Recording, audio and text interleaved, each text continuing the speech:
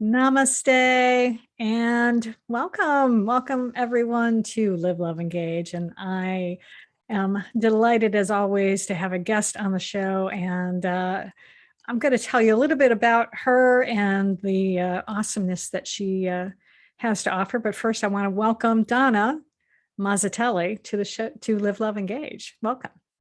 Well, thank you so much, Gloria. It's so exciting to be here with you. Truly exciting because we've definitely had a bit of some technical issues getting connected with each other. So Yes, yes, we did. My internet last week was not playing nice, and but it's all better today, and it's we're holding the intention it will continue to be better.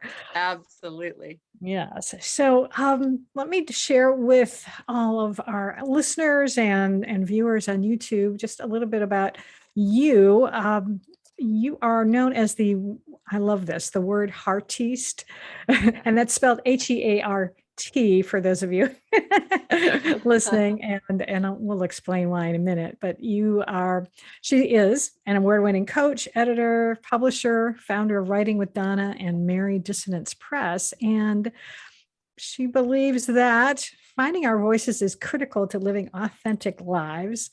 And that's why she helps writers connect to their unique core voice so they can share a message that is crafted with heart, which is so perfect because this is my tagline that I started last year, which is messages from the heart. So we're already on the same wavelength. So this is awesome. We sure are.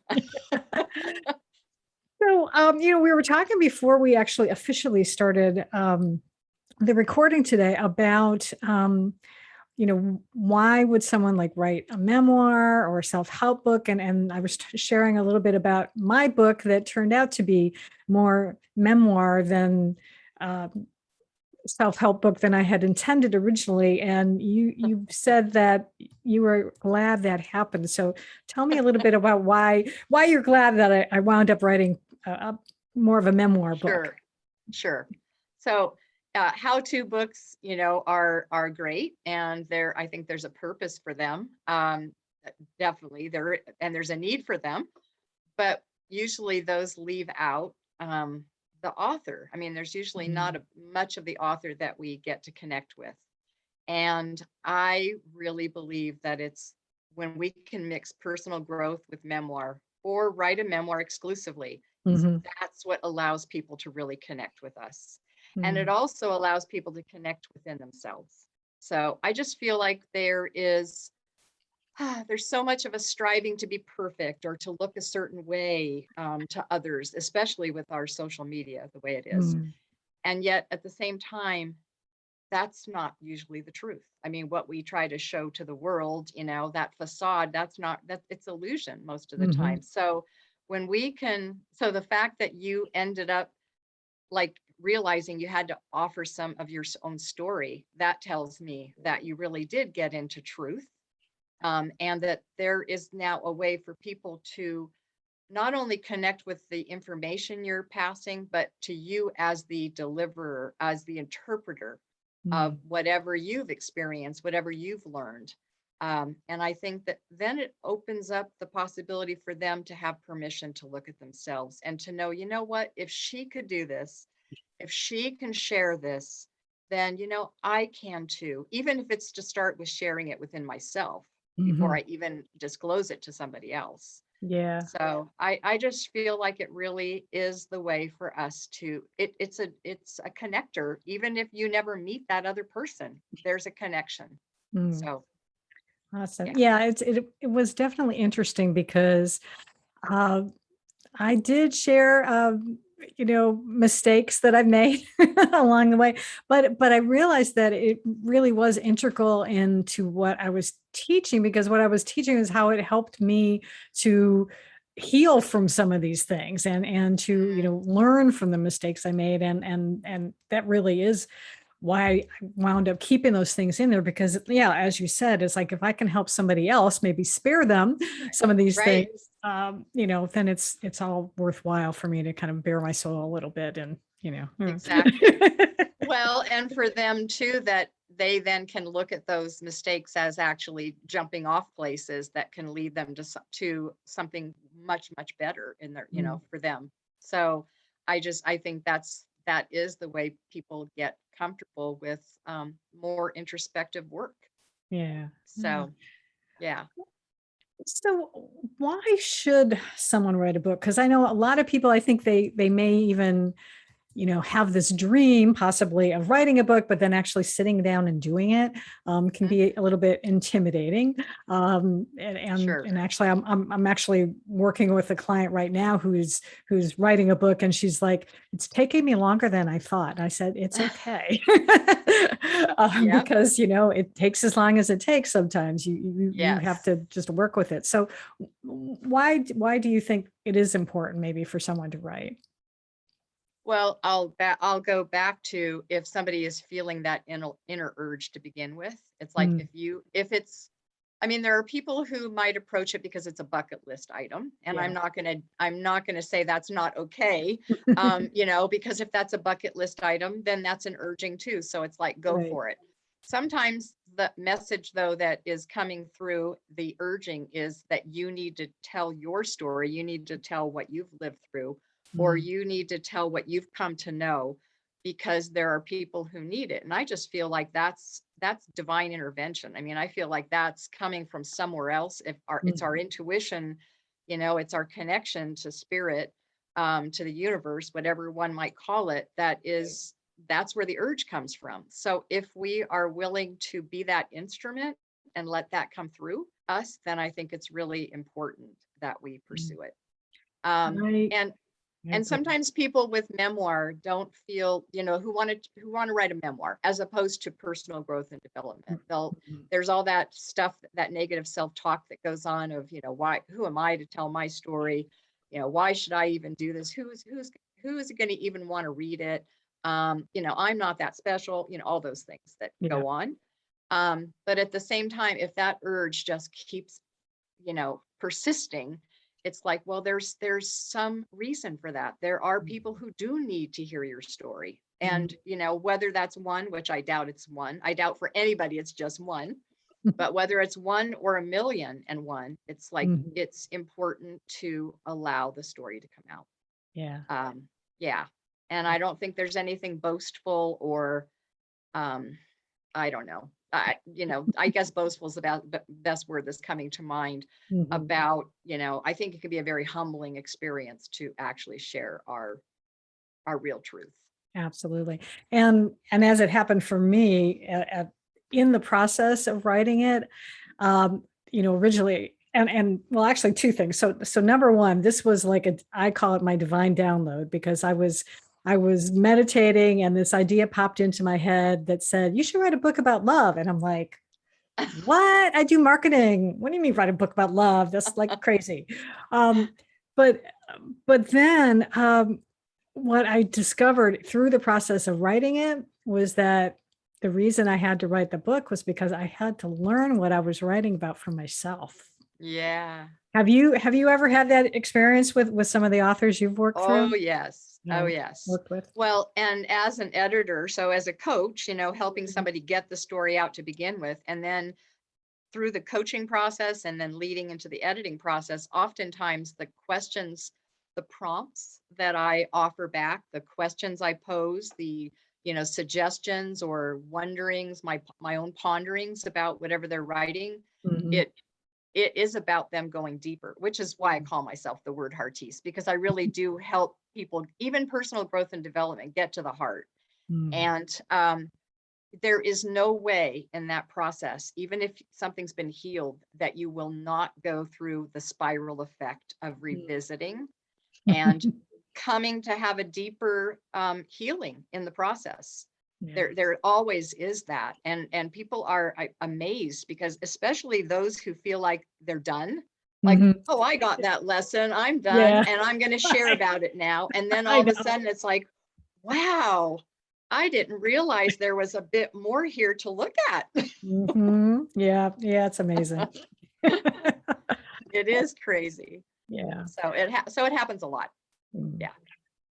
How did you get started in this business? What prompted you to, take up this calling to help others?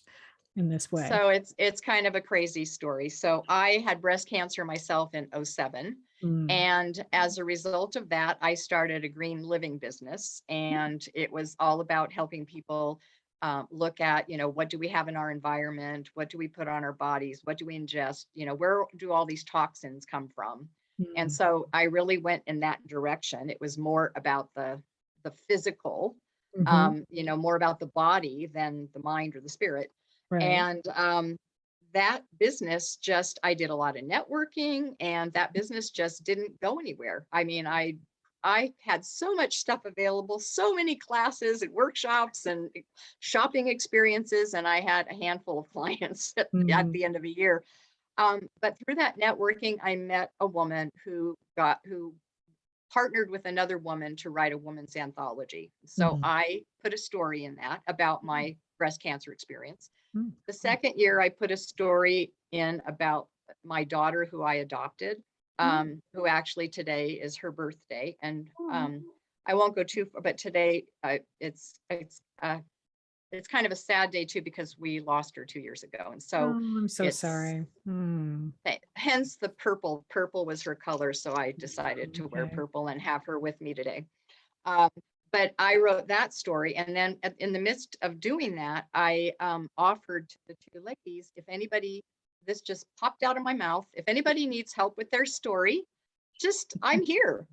So they took me up on it, and they had me work with some of the women who really wanted to get a story out, but were really struggling with it. Mm. And as a result of that, the next year, by then they had asked me to start editing for them because they started a self-publishing Mm. company. And so they asked me to be their contract editor. Yeah. And by the next year, I edited their third and final anthology. I did all the editing. So Oh, wow. it's kind of interesting. It was me, like something just coming out of my mouth that I don't even know. Again, it was divine. It didn't, Yep. I didn't plan it. And that led to all of this. And Yeah. after editing for a few years, back in 13, I still saw issues with self-publishing and what was available and not available. And so I decided to start a publishing company to offer Mm. a hybrid version of publishing, and also some ways that people could get their books in, like with beige or off-white book pages, and then also with matte covers. Way back then, you could only get glossy. So Mm. anyway, it began that way, and I've continued it. So yeah. Well, So that's awesome. kind of the evolution. Very good. Well, can you explain a little bit, because you mentioned hybrid publishing, which is actually how Yeah. I wound up doing as well. For those who are listening who may not know what that is, can you explain it? Okay, so how best can I explain it? Let's see. So I consider myself a hybrid indie publisher, and that means that it's not self-publishing, it's independently published. I'm Mm. also, though, not a vanity press, nor am I a traditional publisher. Mm. So the author a hybrid indie publisher by definition, the author needs to get more than 50 or more than 60% of the royalties. Actually, the authors I work with get 100% of royalties. I don't collect royalties. So I get paid up front for all the services that are provided by me and my contractors. Mm. But then that's what they pay to me. And then for any consulting afterwards, but otherwise they get their royalties. It needs to be, by definition, a book that has been well edited, that is well presented, with a cover that's been done by a designer, the interior laid out by a designer. So Mm. it needs to be a well put together book, I mean, for lack of a better way. And I think those are kind of the primary, the biggest Mhm. ways, I mean, the biggest elements that need to be a part of being a hybrid Okay. publisher. Yeah, thank you. So Appreciate thank you. that. Yeah. Um, so, I mentioned earlier that I'm actually helping a client, because I have done some editing along the way Uh-huh. myself in my career. And um, when you've worked with people, and even for myself too, I mean, I know I got stuck writing my book for a while, and I had to kind of take a break because I wasn't sure what the heck to say. How do you either help people or, kind of move through that? I mean, what can people do when they get stuck while they're trying to tell their story? Right. So I think, number one, I believe a book takes on a life of its own. I Mm, believe that means in terms of when it's going to come out, how long does it take to write it. I believe the book will direct the process. mm, However, we have to look at, do we get in the way of that? And yeah. so sometimes it's the book, it's that there's more that needs to percolate Mm, before writing can come out. right. Other times, sometimes there's more to like really look at in terms of healing. There's more Mm, healing to take place before we can write about it. mhm, So that can happen. Even in personal growth and development, that can happen, believe it or not. yeah. And then there's the part of, am I getting in the way? So am I like, are there saboteurs coming up, like those ones I talked about who am I to Mhm, write a book and who would ever right. read it? And those things can, halt us, and then we don't proceed. So as a coach, I look at with somebody, it's like there's never any, like you were supposed to get the assignment done and you didn't meet it. Right. No, there's none of that. It's kind of like, let's look at what's been going on. I mean, did Mhm, life get in the way, which happens too. yep. Life, just day-to-day life, or a business, or their job, or it's like all of that, family things can get in the way, a health Mhm, issue. So let's look at it. And I mean, I was working with a client where a divorce came online that mhm, wasn't planned. mhm, So had to take a break for a while before we could proceed, and just honored that time. And it was a gentleman, and honored that time with him. And then we came back to it, but it was allowing for that, and for him to not feel bad that, oh, I can't work on the book right now. And then if there are those saboteurs getting in the way, then we look at those. I mean, I try to create as safe of a container as possible, so that mhm, people can really look at that and know that they're being embraced in a way and held mm, through that, to work through it, to look at why mm, is that coming up, yeah. and how can we quiet those voices. They're not going to go away, Right. but how can we quiet them? How might we give them a job, send them off somewhere on an island, for a vacation? um, because they're going to show up. So it's Yeah. like, well, what can we do to dazzle them in some other way so that they won't keep talking in our ear? So Mm. yeah, that I I kind of approach it that way. I like that. I like that. Yeah, it was interesting. Even just getting for me initially getting started was hard. I would like Uh-huh. sit down at my computer and I couldn't figure out where to go and what to even say. And a friend of mine suggested, like, well, like where do you feel comfortable? Where's like your favorite place to go? And I was like, oh, Yes, I like going to the beach. And she's like, well, why don't you write there? I was like, oh. exactly. And since I'm only an hour's drive, that's what I would do. Friday mornings, I would go and hand write in my journal, and it helped get it going. That's perfect. And we look at that too. I look at with authors, like, do you love handwriting? You Mm, know, those of us of my age group and even a bit younger, we were very comfortable handwriting because, mhm, we grew up with it. right. Younger people are not so comfortable. So computer is, their place. So we look at that, or voice recording. Some people are Yeah. very comfortable voice recording. So we look Mhm, at what's going to be the way to get into your story, and then the environment. I mm, have one client that she thought hers was at her, she rents a workspace. She thought it was going to be there because it was quiet and away from everybody. And she found out that she was not at all energized by it or mm, inspired by it. So she found it's the morning in a little room in her, well, I don't know how little, but a room in her home, that mhm, where she can see out the window and, watch what's happening outside in the yard, mm, and with her cup of tea. And so she just sat, in a comfortable chair, and that's where she sets up every day. mm, And that has now gotten her just moving forward. So yeah, we do look at all of those aspects because they play an mm. important role for sure. Yeah. So good for your friend for getting you to the beach. Yeah, yeah, that was helpful for sure. Um, what's what would you say is your favorite thing about, your favorite part, I should say, of working with someone in this process? Mm, I I would say in a general way, it's when people really do get to the depth of their story, and Mm, when they're really able to bring it out, and they realize they can survive it. and it's not about bleeding on the page. I talk about that. But it's more about getting to that, to that deeper level of it, so we can connect with the emotionality, and maybe even see the time and place where something occurred, that, that we can be with them in that moment. And then helping them realize that, okay, we're going to walk through that part. You're going to write about that part, but then we get to to the hope, the inspiration, Mm. what they get. I call it that they go through the tunnel and then they get back into the light, and we get to show that in their story. And when that happens, that's just amazing. And I Mm. guess more than anything is when I see the author realize it. Mm. So usually it's like during the editing process, it's not during the developmental edit. It's after they've done their work in response to my developmental edit, when it comes back to me and we are doing the line edit, all of a sudden the light bulb goes off and they say, oh my gosh, I really have something here. It's just, this is really like I'm reading my own story and I'm being inspired by it.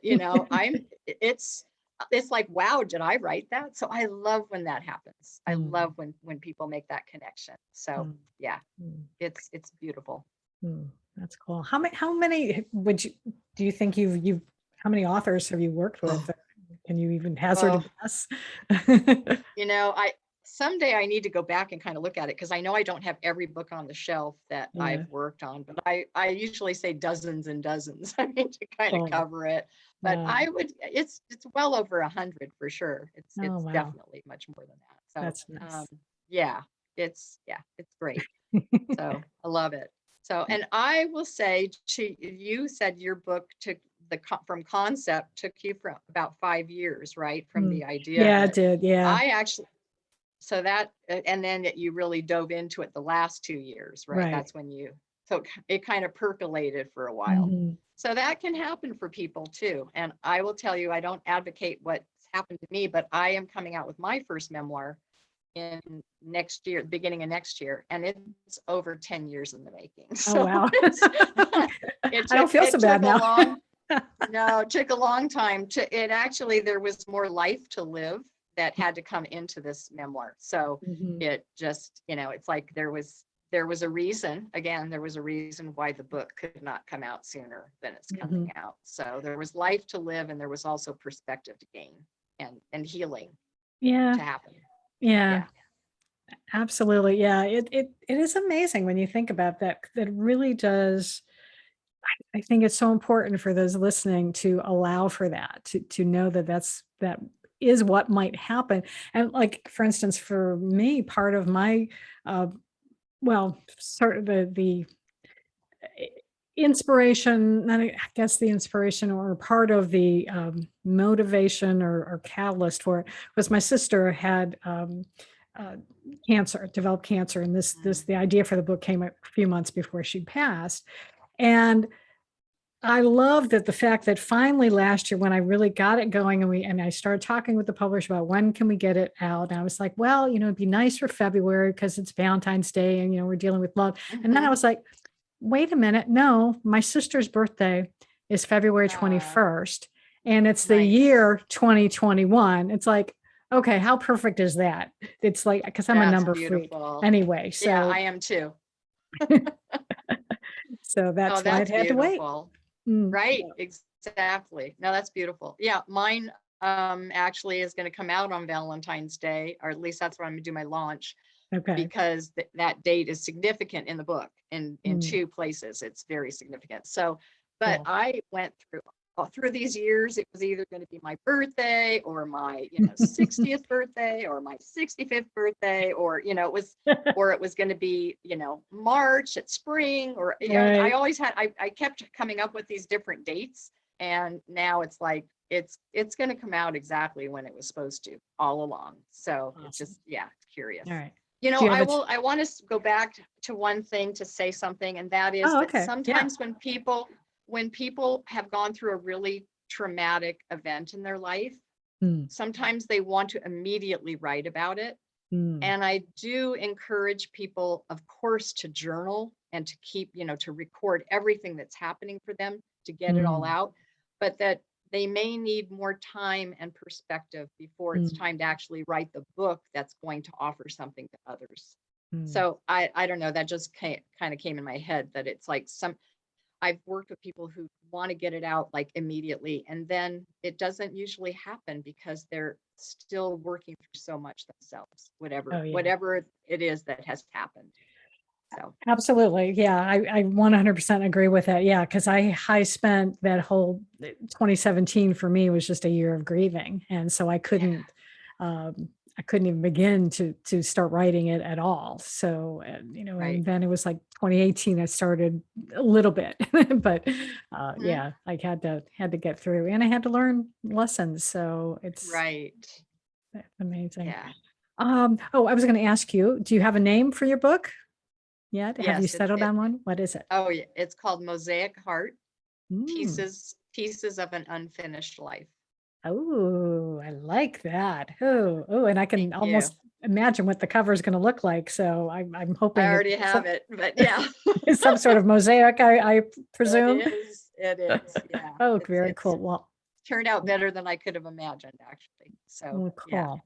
Well, yeah. Thank definitely you. keep me informed about when it, Oh, I will. yeah, so because I'll update the show notes and we'll have a link to the book so people can get it. Oh, So wonderful. yeah. Wonderful. That would be Um, great.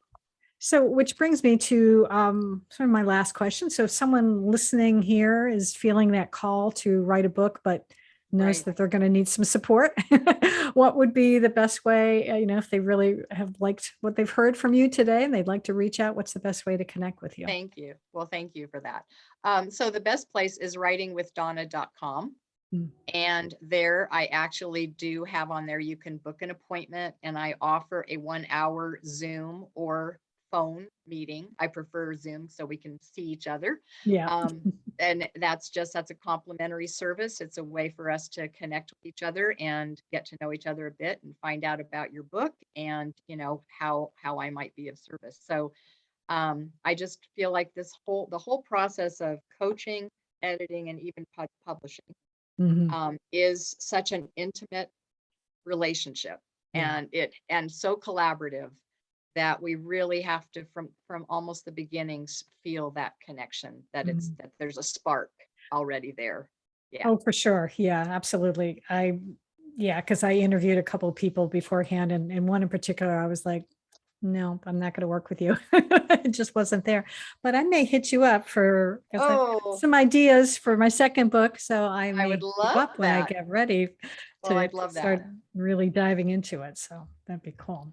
Well, But for thank you. now, you need to keep sharing your book because you've got a special and a very important message to share. Thank you. So, I appreciate that. yes. Yeah. Yeah. Well, thank you so much for being here. I'm so glad that I know that the bandwidth got a little low at times, but we could still hear you, which was good. I'm so glad that Oh, the good. audio was Good. always there. And so I'm glad you were able to be here today and Oh, thank you, Gloria. share some of your story and how you help others tell theirs. So thank you. Thank you Appreciate so that. much. Thank you And very much. yeah, and to all of you listening and watching on YouTube, I appreciate you. Make sure that you are subscribed somewhere. Your favorite podcast platform is great. And you can always go to live, love, engage podcast.com where you'll be able to see all of the episodes as well. And I love hearing comments and reviews. So please do share with me those as well. I appreciate that. And until next time, as always, I encourage you to go out and live fully, love deeply, and engage authentically.